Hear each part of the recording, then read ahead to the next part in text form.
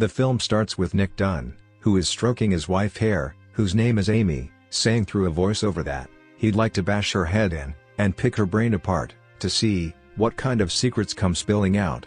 On 5th of July 2012, Nick goes to a bar, which he co-owns with his sister Margot. He brings her a board game that she throws in with a pile of others. She takes out 2 glasses and pours Nick and herself some bourbon. It's the day of Nick and Amy's 5th anniversary. Nick seems distressed, not wanting to be home at all. On 8th of January 2005, Nick and Amy first meet at a party in New York. He writes for a men's magazine, and she writes personality quizzes for another. She makes a comment on his chin, making him look untrustworthy. He puts 2 fingers on his chin to seem more trustworthy. They take a walk and pass through a bakery that is getting a sugar delivery. Sugar is floating around everywhere as Nick and Amy walk through it. Nick tells Amy he has to kiss her now. He wipes some sugar off her lips and kisses her. He later goes down on her.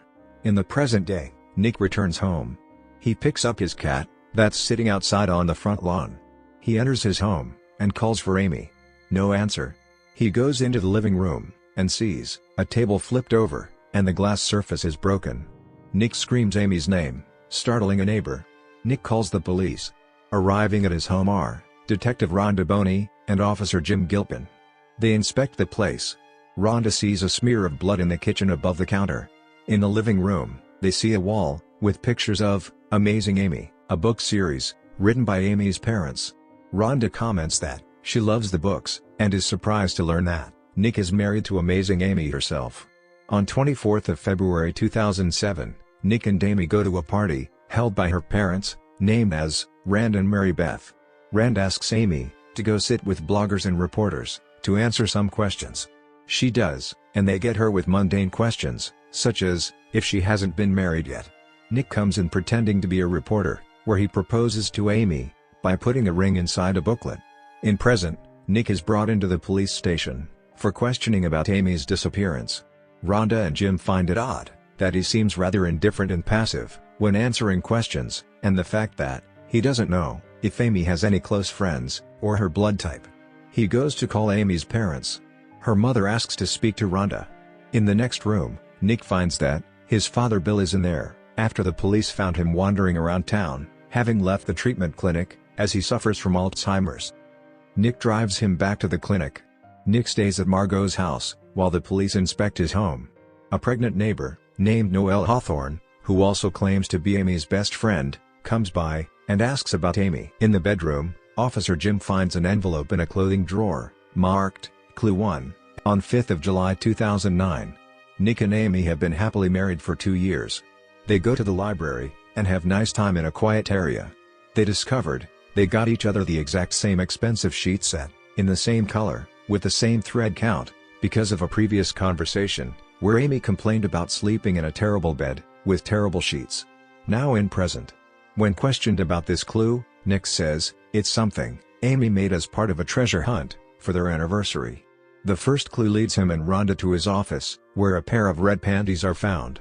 The second clue there mentions a brown house, but Nick goes to his father's old home, which is painted blue. They find the third clue there, but Nick is unable to decipher it. Amy's parents fly in from New York as a press conference is held to spread awareness of Amy's disappearance. Nick asks others for help, but he appears emotionless and only makes himself look bad as he smiles next to the poster of Amy. Nick and Amy's parents meet with Rhonda to determine some possible suspects. Rand names an ex-boyfriend of Amy's, called Desi Collings, who apparently tried to commit suicide after Amy broke up with him, and a former classmate, named Tommy O'Hara, that allegedly sexually assaulted Amy, and so she pressed charges. People go to the volunteer center to help find Amy. Nick tries to come off as friendly to others, but Jim doesn't buy it. One woman takes a picture with Nick. He asks her to delete it, but she refuses. Consequently, this and other actions from Nick to hit the media and TV personalities, like Ellen Abbott, who paint him as an unempathetic sociopath. As Amy continued to document her married life in her diary, it is shown by their third year of marriage, both Nick and Amy were hit by the recession, and both of them lost their jobs. Amy tells Nick that she let her parents use her trust fund money, which is nearly $1 million. Later on, Nick has started losing interest in the marriage, and has begun overspending on electronics, like video games and a new laptop. Amy thinks He is trying to make her look like a cold, bitchy wife. To make matters worse, Nick and Margot's mother, named Maureen, was diagnosed with breast cancer, forcing Nick and Amy to move back to his hometown in Missouri. This led Amy to think that she was disposable, and that Nick didn't need her anymore. Over time, he just kept using her for his desire.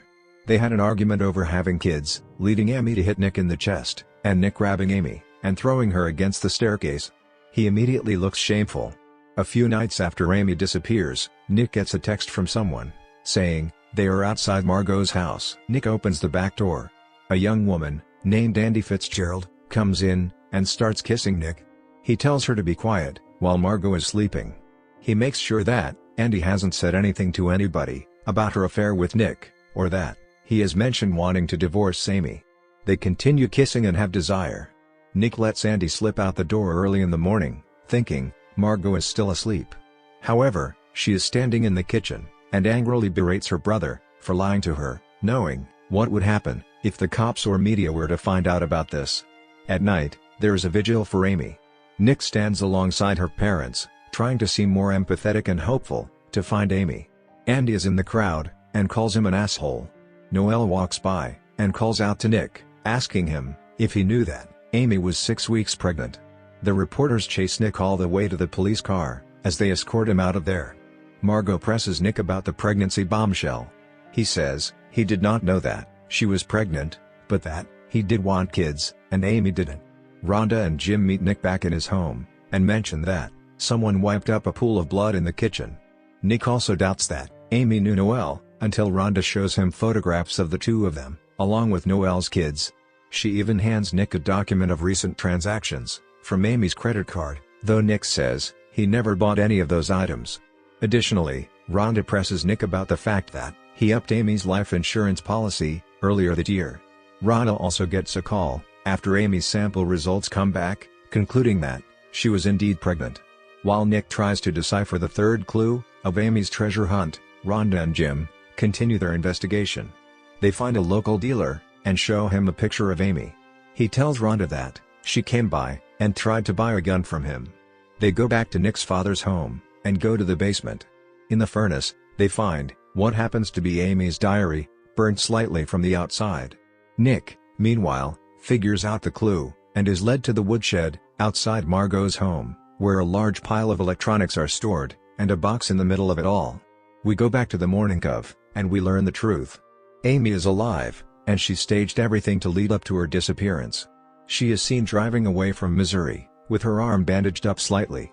For a while, Amy has been writing false information in the diary, to leave an implication of Nick being abusive towards her, as well as personal fears that he may kill her. She even planned to fake her pregnancy by befriending Noelle and making her think that Nick was hurting her. Amy drained her toilet and let Noelle drink enough fluids for her to use the bathroom, so Amy stole her urine and left a sample for the cops to find. On the day of their 5th anniversary, Amy let Nick go about his day, while she set up a crime scene to make Nick look guilty. She has even planned ahead in case she needs to kill herself to completely frame Nick. To make sure she's not found out, she cuts her hair, dyes it, and makes herself look unkempt and disheveled, and she hides out at a small resort, under the name Nancy, even hitting herself with a hammer in the face, to sell it. She befriends a woman named Greta. Amy tells her how she came across Nick leaving the bar with Andy during a snowy night, wiping her lips before he kissed her the same way he kissed Amy when they first met. Nick brings the box inside and opens it to find Punch and Judy dolls, with the Judy doll missing a mallet. Together, he and Margot deduce that Amy has framed Nick for her disappearance. Nick goes to New York to find Tanner Bold, a lawyer that has been following Nick's story in the media. He agrees to help Nick prove his innocence. He gives Nick the contact information of Tommy O'Hara, so that Nick can ask him questions. Nick meets Tommy in a bar. Tommy says he met Amy at a party and had consensual time with her, but she later framed him and made it look as though he forced her. Now he is a registered offender and has not been able to get a job. Nick later visits Desi after finding his address from a letter which he wrote to Amy. After Nick asks Desi about his side of the story regarding his attempted suicide, Desi closes the door on him and walks back inside his house. At the resort, Amy plays mini golf with Greta and her friend Jeff. At one point, she jumps up and drops her fanny pack, which was full of money. Greta and Jeff notice. The next day, they get Amy in her room and rob her. Now penniless, she calls someone from a payphone. On the other hand, Tanner goes to Missouri to help Nick and Margot to clear up Nick's image. Nick tells Tanner what he thinks has been going on with Amy, dropping clues that only he would really know. For instance, the reason he knew that the brown house in the treasure hunt clue was his dad's house, because they'd pretend that his dad was a spy, called Mr. Brown. Nick also admits to the affair, which Tanner says he ought to tell the cops about, so that it gives them one less reason to think Nick had a motivation to kill Amy. Nick later books an interview on TV with Sharon Schieber. Tanner coaches him to make him seem more likable by having Nick admit that he's been unfaithful and dishonest, which would earn him some possible points in the media. On the day of the interview, Tanner keeps trying to get Nick to come off less smug and more genuinely upset by pelting him with gummy bears in his dressing room, until Nick gets it right. At the same time, Desi finds Amy in a casino after he calls her. She never mentions getting her money stolen, but she continues to play up the abused wife angle as they leave, and as Nick meets Sharon, a bombshell hits the news. Andy confesses to her affair with Nick at a press conference in front of Amy's parents. Desi and Amy see the news at the casino. Mary Beth tells reporters that her and Rand's love for Nick ended then and there. Desi takes Amy back to his home. Together, they watch Nick's interview with Sharon, which Nick is watching with Margot. Nick convincingly comes off as remorseful for the affair, but he insists that he did not kill his wife. Sharon lets him speak directly into the camera to say something to Amy. He says he loves her and drops mention of the woodshed before putting two fingers on his chin, knowing Amy would recognize that. Margot checks the internet and sees Nick is already getting more love. Things take an unfortunate turn when Rhonda and other officers show up at Margot's home with a search warrant after getting an anonymous tip that there were loud noises coming from Margot's woodshed. They find all the electronics from the credit card bill. Both Nick and Margot are taken into custody. Rhonda reads to Nick the pages of Amy's diary, which is ended with, "This man may truly kill me." Jim brings in the missing Judy mallet from the puppets, which gives Rhonda reason to implicate Nick and place him under arrest. Nick tries to give his argument, but Tanner shuts him up. At Desi's home, Amy learns that Desi has security cameras installed nearly all over the place. While he's out at work, she soaks her nightgown in wine and crawls to the camera, making it look like she's just been raped, as she fakes crying. Nick and Margot are released on bond. The media continues to hound them on the way out. Now that everyone is convinced Nick is a cold monster, Amy waits for Desi to come home. She gets a wine bottle and puts it in herself as she plans something. When Desi gets home, Amy seduces him and agrees to go with him to Greece. They go into the bedroom and start having some time. When Desi is caught off guard, Amy grabs a box cutter, which she was concealing, and slashes his throat. She becomes drenched in his blood and leaves him to die. Nearly a whole month after Amy's disappearance, Nick looks out his window to see that things seem quiet. In his driveway is Amy, still covered in blood. The reporters and neighbors are shocked and begin clamoring around Nick and Amy as she walks up to him. He whispers to her before she collapses in his arms. At the hospital, Amy makes a story about how Desi kidnapped and raped her before she made her heroic escape. Rhonda asks her questions regarding the items in Margot's woodshed, but Amy ignores them in favor of telling her rape story, while also being heavily medicated on painkillers. The reporters follow her and Nick home, happy that she's alive and that Nick is now vindicated. However, Nick knows something is wrong. Amy lets him hop in the shower with her as she washes Desi's blood off her, and to make sure Nick's not wearing a wire.